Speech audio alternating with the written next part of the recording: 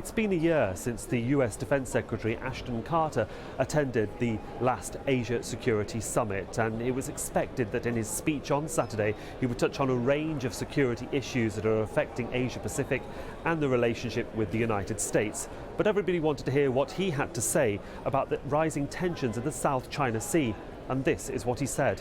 Unfortunately, there's growing anxiety in this region and in this room about China's activities on the seas, in cyberspace, and in the region's airspace.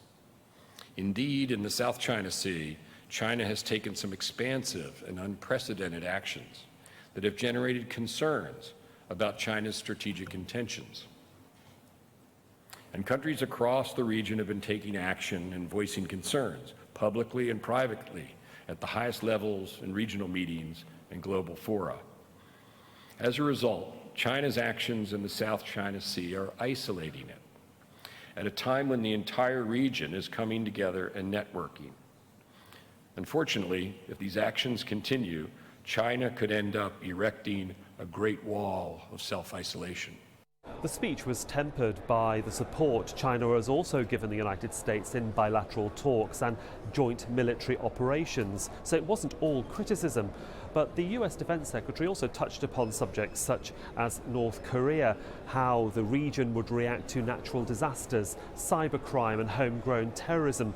But there's one particular issue that he didn't deal with, the Philippines. One analyst says that this could be a major issue in the next 12 months. Mr. Carter gave a very confident pitch about the state of health of US alliances in Asia.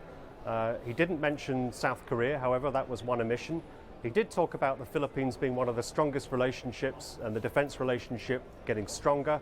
However, there's a new president over the line. President Duterte has an unpredictable relationship, some hostility to the United States, they say.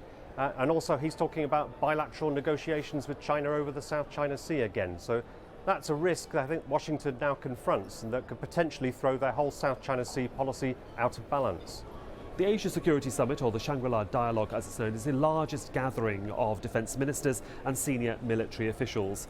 It gives them the opportunity to discuss and debate and set the agenda for global security and strategy for the next 12 months.